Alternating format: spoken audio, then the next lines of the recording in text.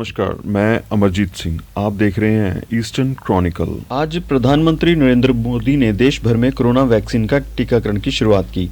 प्रधानमंत्री सुबह पूरे देश में एम्स से लाइव बात कर रहे थे।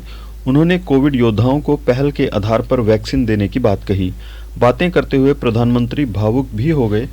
तदुपरांत उन्होंने रिमोट दबाकर इसकी शुरुआत की।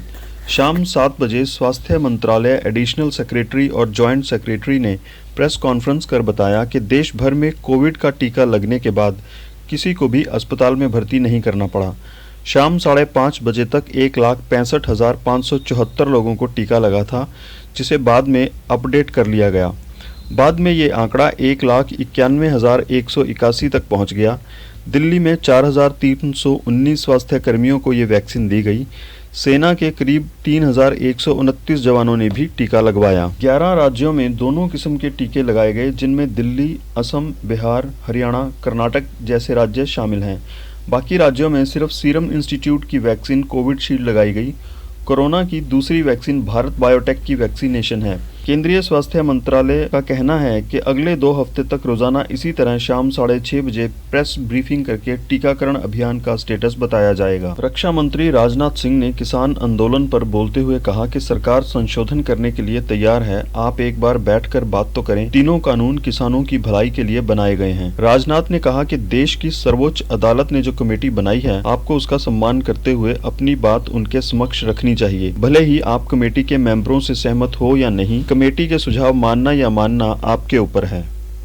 रक्षा मंत्री ने यह भी कहा कि वो अपने किसी भी सिख भाई को खालिस्तानी कहा जाना बर्दाश्त नहीं करेंगे। उन्होंने कहा कि वो सिखों को अपना बड़ा भाई मानते हैं। देश को बनाने में सिखों का जो योगदान है, उसे भारत कभी नहीं भूल सकता।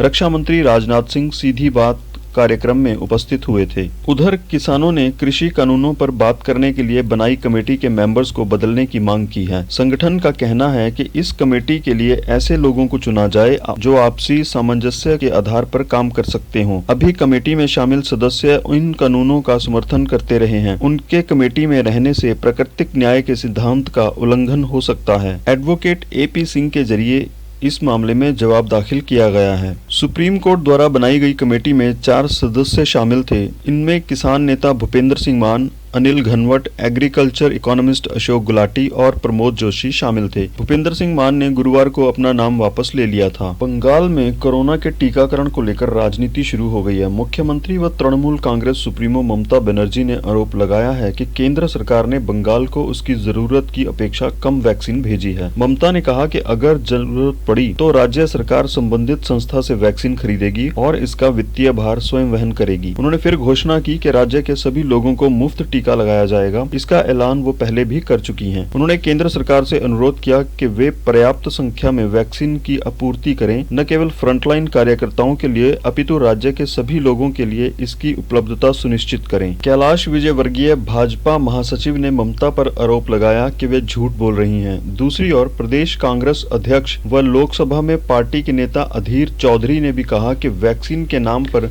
राजनीति की जा रही है, इससे बचना चाहिए। इधर देशव्यापी टीकाकरण अभियान शुरू किए जाने पर माकपा के राज्य सचिव सूर्यकांत मिश्रा ने आपत्ति जताई है। मिश्रा ने कहा, हम इसका समर्थन नहीं करते हैं क्योंकि सही तरीके से टीकाकरण का ट्रायल किए बिना इसे शुरू किया गया है।